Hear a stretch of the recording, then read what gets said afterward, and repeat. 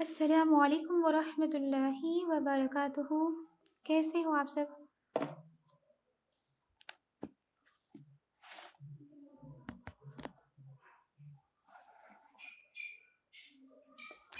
وعلیکم السلام ورحمۃ اللہ وبرکاتہ۔ الحمدللہ اپی، آپ بتائیے۔ جی الحمدللہ، آپ سب کی دعا ہے۔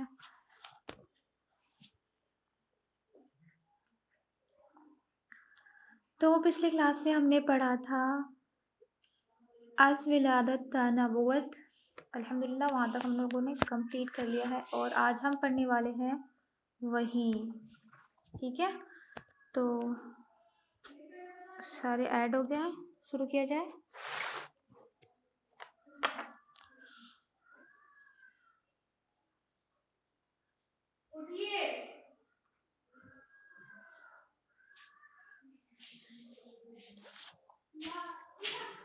جی، اعوذ باللہ من الشیطان الرجیم، بسم اللہ الرحمن الرحیم۔ اللهم صل على محمد وعلى آل محمد كما صليت على إبراهيم وعلى آل إبراهيم إنك حميد مجيد، اللهم بارك على محمد وعلى آل محمد كما باركت على إبراهيم وعلى آل إبراهيم إنك حميد مجيد۔ بسم الله الرحمن الرحيم، اللهم إني أسألك علما نافعا ورزقا طيبا وعملا متقبلا۔ اے اللہ، میں آپ سے نفع دینے والے علم، پاکیزہ رزق اور قبول ہونے والے عمل کا سوال کرتی ہوں۔ مجھے امید ہے کہ آپ سب مائک کے پیچھے دعا دہرا رہے ہوں گے۔ بسم اللہ الرحمن الرحیم، رب اشرح لی صدری ویسر لی امری واحلل عقدۃ من لسانی یفقہوا قولی، رب یسر ولا تعسر وتمم بالخیر وبک نستعین یا فتاح، رب زدنی علما رب زدنی علما رب زدنی علما۔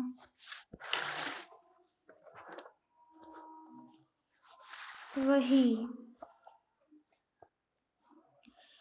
عرب کی حالات اس وقت بہت خراب تھی، جیسا کہ پہلے بتایا جا چکا ہے۔ اگرچہ حضور صلی اللہ علیہ وسلم نے انہی لوگوں کے درمیان رہ کر پرورش پائی، اور آپ کا اٹھنا بیٹھنا ملنا جلنا انہی لوگوں سے تھا، مگر آپ نے کسی کی گندی عادت نہیں لی۔ اس سے ہم کیا سمجھتے ہیں کہ آپ صلی اللہ علیہ وسلم اس ماحول میں رہ کر بڑے ہوئے، بٹ انہوں نے کسی کا بھی کچھ بھی گندی عادت اپنے اندر نہیں لی، ہے نا؟ ہم کیا کہتے ہیں آج کل کے ٹائم پر کہ بہت ماحول خراب ہے، یہ ہے وہ ہے، تو ہم بھی اپنے آپ کو صحیح نہیں کر سکتے۔ کیوں نہیں کر سکتے؟ اگر ہم چاہیں تو ہم بالکل کر سکتے ہیں، ہے نا؟ اگر ہمارے اندر وہ چیز ہو کہ نہیں ہمیں بھی اپنے آپ کو چینج کرنا ہے، تو ہم بالکل کر سکتے ہیں، پھر چاہے ماحول کیسا بھی ہو۔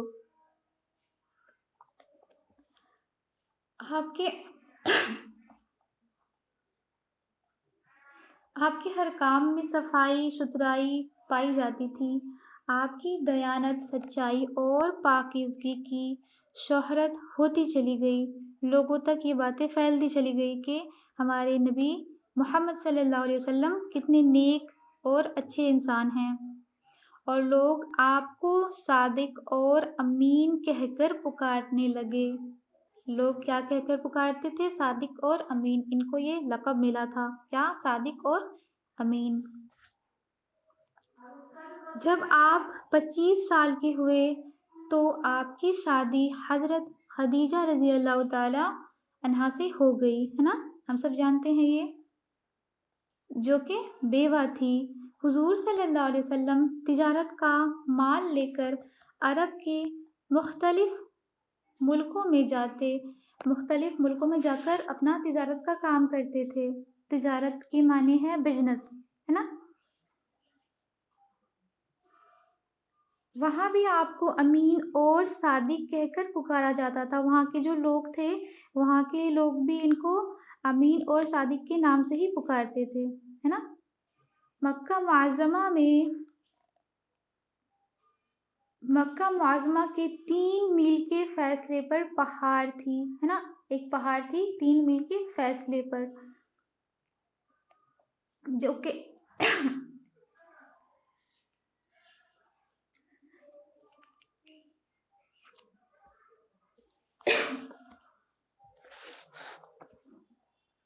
3 میل کے فاصلے پر ایک پہاڑ تھی جس کے اندر ایک چھوٹا سا گفا کے جیسا تھا، ہے نا؟ تو ہم اسے کیا کہتے ہیں؟ غار،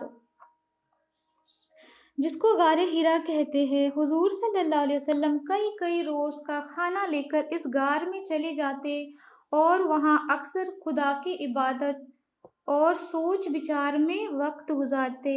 آپ صلی اللہ علیہ وسلم ہر چیز سے الگ ہو کر کہاں چلے جاتے تھے؟ وہ غار ہیرا کے اندر جا کر عبادت کرتے، اللہ تعالیٰ کو یاد کرتے وہاں بیٹھ کر، ہے نا؟ رمضان المبارک کا مہینہ تھا اور آپ صلی اللہ علیہ وسلم کی عمر 40 برس کی ہو گئی۔ آپ صلی اللہ علیہ وسلم کی عمر 40 برس کی ہو گئی تھی اور آپ صلی اللہ علیہ وسلم معمول کے مطابق غار ہرا میں عبادت میں مشغول تھے۔ اچانک جبرائیل علیہ السلام تشریف لائے اور قرآن پاک کی یہ آیت پڑھ کر سنائی، جس کا کہ ترجمہ یہ ہے: پڑھ اپنے رب کے نام سے جس نے پیدا کیا، جس نے انسان کو جمے ہوئے خون سے بنایا۔ پڑھ، اور تیرا رب بڑا کریم ہے، جس نے قلم کے ذریعے علم سکھائی، انسان کو وہ بتایا جو کہ وہ نہیں جانتا تھا۔ سورہ الاعلیٰ آیت نمبر 1۔ قوم کو دین و ایمان کی دعوت۔ اب ہم یہ پڑھیں گے کہ آپ صلی اللہ علیہ وسلم نے دین کی دعوت لوگوں تک کیسے پہنچائی۔ غار ہرا میں آپ صلی اللہ علیہ وسلم کو نبوت عطا کی گئی اور حکم دیا گیا کہ اللہ کے بندوں کو اللہ کا سیدھا راستہ بتایا جائے، ہے نا؟ اللہ تعالیٰ کی طرف سے حکم ہوا کہ اللہ کے بندوں کو اللہ کا سیدھا راستہ بتایا جائے۔ یہ کام آسان نہیں تھا۔ ایسی ذمہ داری کا خیال کر کر آپ کانپ گئے اور گھبرائے ہوئے آپ گھر تشریف لائے۔ بہت گھبرا گئے اور بہت ڈر گئے کہ یہ تو بہت ذمہ داری کا کام ہے نا؟ اور گھر تشریف لائے۔ حضرت خدیجہ رضی اللہ تعالی عنہا نے آپ کو تسلی دی اور کہا کہ میرے آقا، آپ پریشان نہ ہو، اللہ تعالیٰ آپ کے ساتھ ہے، وہ آپ کو کبھی خوف و رنج میں نہیں ڈالے گا، ہے نا؟ اللہ تعالیٰ آپ کے ساتھ ہے۔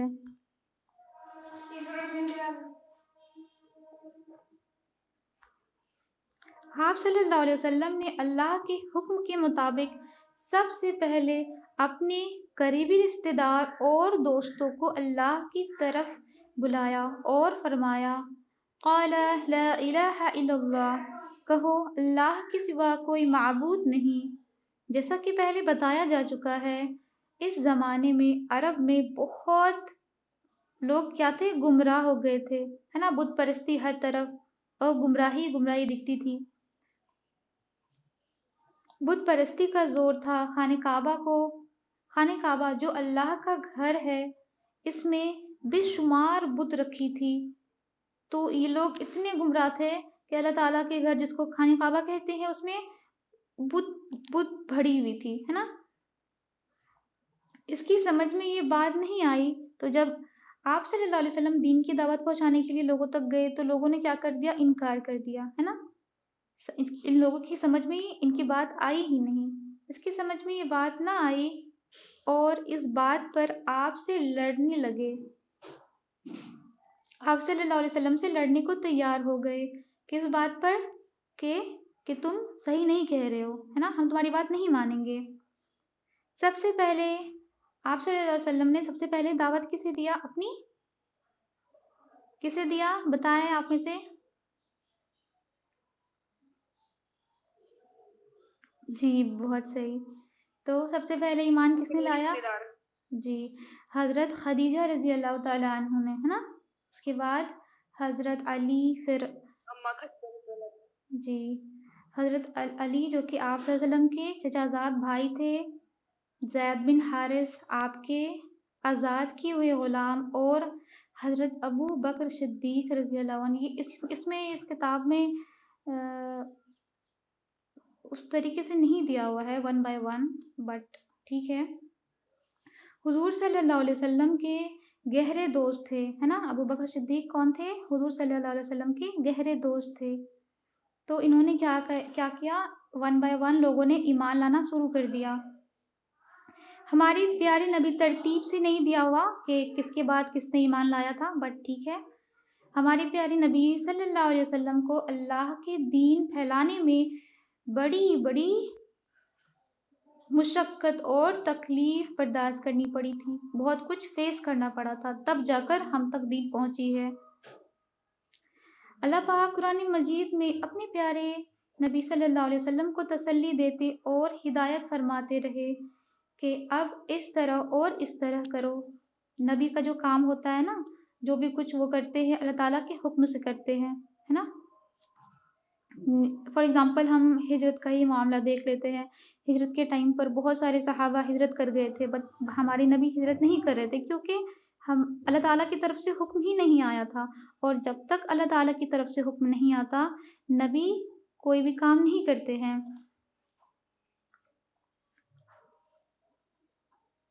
آپ صلی اللہ علیہ وسلم کی تسلی اور قوم کی عبرت کے لیے پہلے نبیوں کے قصے بتائے گئے ہیں کہ جن قوموں نے اپنی نبی کا کہنا نہیں مانا وہ دین اور دنیا جن قوموں نے اپنے نبی کا کہنا مانا وہ دین اور دنیا دونوں میں کامیاب ہو گئے، ہے نا۔ جنہوں نے اپنے نبی اور اللہ تعالیٰ کا کہنا مانا وہ تو دنیا اور دین دونوں میں کامیاب ہو گئے ہیں، اور جنہوں نے نبی کا انکار کیا اور اللہ کا کہنا نہیں مانا وہ قوم اس دنیا میں بھی نیست و نابود کر دی گئی اور آخرت میں بھی ان کو بڑی سزا ملے گی، ہے نا۔ اس دنیا میں بھی نیست و نابود ہو گئے ہیں اور پھر آخرت میں بھی ان کے لیے بڑی سزا ویٹ کر رہی ہے۔ تو ہم نے سارا قصہ پڑھ لیا ہے نا، انبیاء علیہ السلام کی ہم نے ساری سٹوریز پڑھی اور سب سے عبرت حاصل کی کہ لوگوں نے کیا کیا کیا اور پھر اللہ تعالیٰ نے ان کو کیسے عذاب میں مبتلا کر دیا، ہے نا۔ یہ سارے قصے آپ کو سنائے جا چکے ہیں۔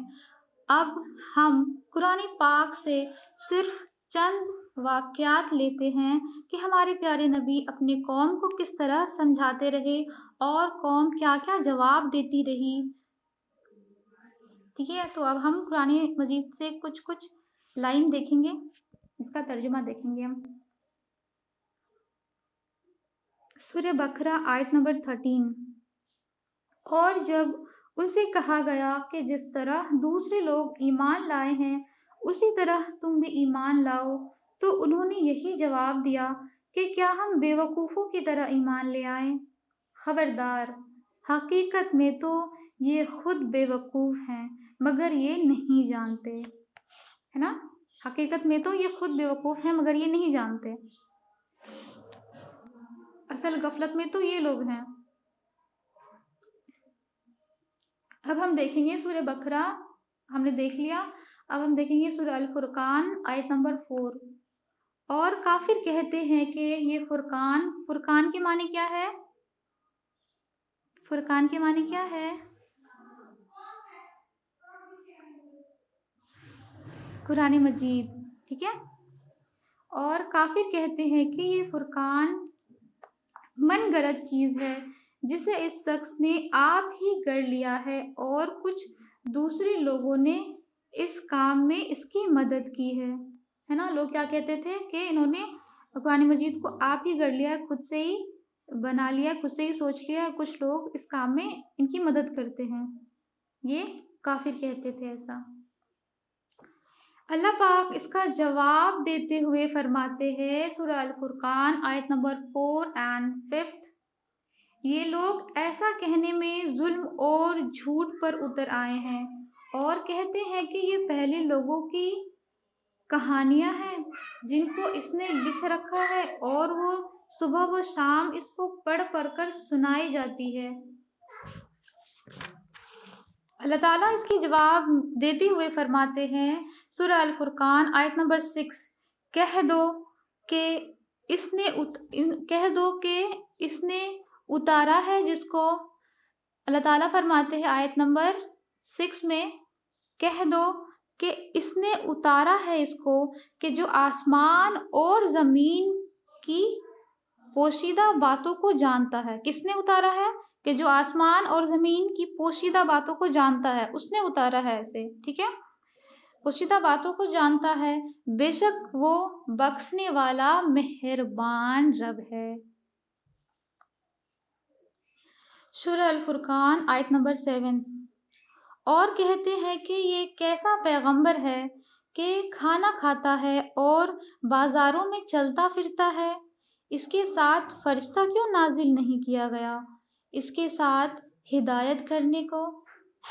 تو لوگ کیا کہتے تھے کہ یہ کیسا پیغمبر ہے کہ کھانا کھاتا ہے اور بازاروں میں چلتا پھرتا ہے، مطلب یہ سوچتے تھے کہ اگر یہ پیغمبر ہے تو یہ پتہ نہیں کیا ہی ہوتے، یہ انسان نہیں کیا ہی ہوتے کہ یہ کھانا نہیں کھاتے اور بازاروں میں چلتے پھرتے نہیں، ہے نا، ایسا یہ خیال کرتے تھے کہ ایسا ہوتا۔ سورہ الفرقان آیت نمبر 8۔ یا اس کی طرف آسمان سے خزانہ اتارا جاتا یا اس کا کوئی باغ ہوتا کہ اس میں سے کھایا کرتا، اور ظالم کہتے ہیں کہ تم تو ایک جادو زدہ شخص کی پیروی کرتے ہو، ہے نا، ایسی بہکی بہکی باتیں کرتے تھے لوگ، کہتے تھے کہ کیوں نہیں ان کے پاس بہت بڑا بڑا باغات ہے جن سے یہ کھاتے پیتے گھومتے، ہے نا، ایسا یہ خیال کرتے تھے کہ پیغمبر اگر ہوتے تو ایسے ہوتے۔ اللہ تعالیٰ جواب دیتے ہوئے فرماتے ہیں سورہ الفرقان آیت نمبر 9 اور 10۔ اے پیغمبر، دیکھو یہ تمہارے بارے میں کس کس طرح کی باتیں کرتے ہیں، اگرچہ یہ گمراہ ہو گئے اور راستہ نہیں پا سکتے۔ وہ خدا بابرکت ہے جو اگر چاہے تو تمہارے لیے اس سے بہتر بنا دے، باغات جس کے نیچے نہریں بہتی ہو، نیز تمہارے لیے محل بنا دے، ہے نا۔ اللہ تعالیٰ جواب دیتے ہوئے یہ کہتے ہیں آپ صلی اللہ علیہ وسلم سے،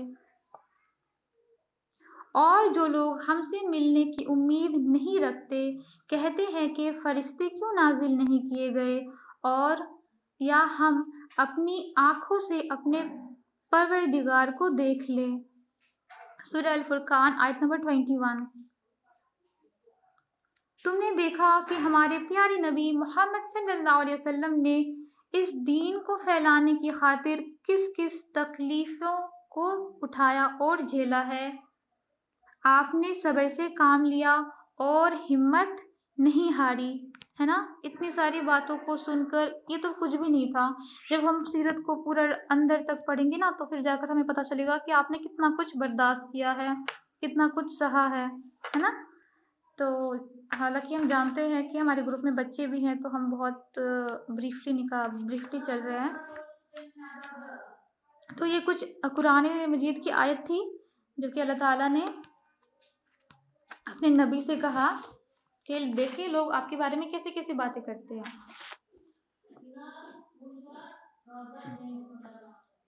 تو الحمدللہ ہم نے پڑھ لیا، اور آگے کا جو ہمارا ٹاپک، یہ ہمارا وحی کا ٹاپک تھا نا، وحی کا پڑھ لیا، ہم آگے پڑھنے والے ہیں معراج۔ تو نیکسٹ سنڈے ہم معراج کا ٹاپک پڑھیں گے، ٹھیک ہے۔ تو چلیے الحمدللہ الحمدللہ۔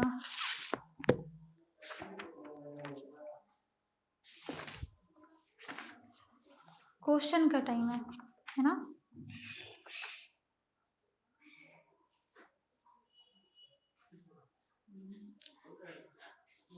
تو چلیے بتائیں کہ جب آپ صلی اللہ علیہ وسلم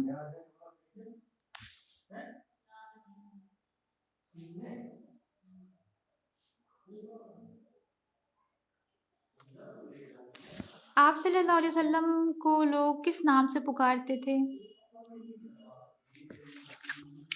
امین اور صادق۔ بہت اچھے، بہت اچھے۔ امین اور صادق۔ جی، آپ سب کو آنسر کرنا ہے، ٹھیک ہے۔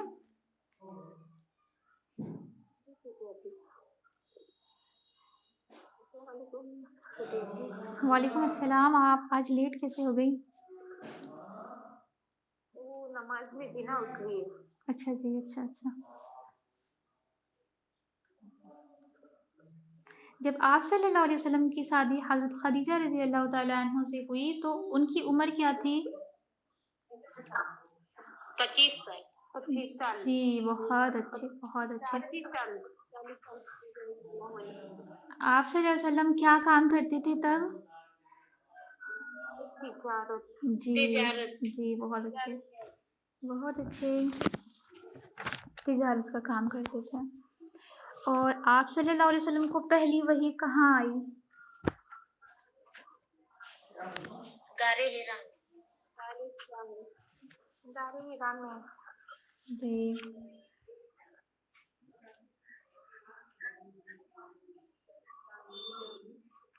جب آپ صلی اللہ علیہ وسلم کو پہلی وحی آئی تو آپ صلی اللہ علیہ وسلم سب سے پہلے کن کے پاس گئے؟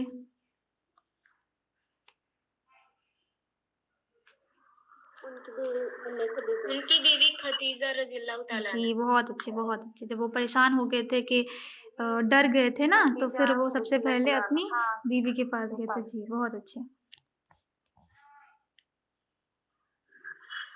آپ صلی اللہ علیہ وسلم نے آپ صلی اللہ علیہ وسلم کو جب اللہ تعالیٰ کی طرف سے یہ حکم ہوا کہ دعوت دو تو آپ صلی اللہ علیہ وسلم نے پہلے کس کو دعوت دینا شروع کیا؟ اپنے قریبیوں کو. تو کن کو دعوت دیا تھا انہوں نے؟ اپنی بیوی جی جی حضرت علی کے چچا زاد بھائی اور ابو بکر جی جی حضرت زید بن حارث. جی بہت اچھے بہت اچھے.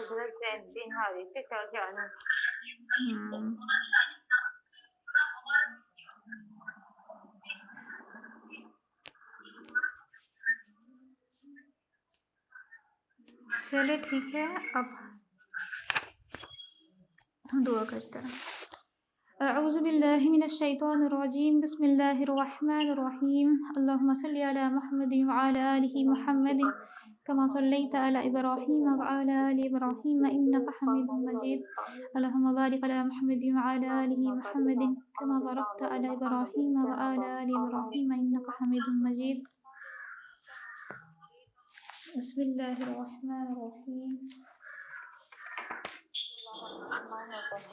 سبحانك اللهم وبحمدك أشهد أن لا إله إلا أنت أستغفرك وأتوب إليك. السلام علیکم ورحمۃ اللہ وبرکاتہ. وعلیکم السلام ورحمۃ اللہ وبرکاتہ. وعلیکم السلام ورحمۃ اللہ وبرکاتہ. السلام علیکم.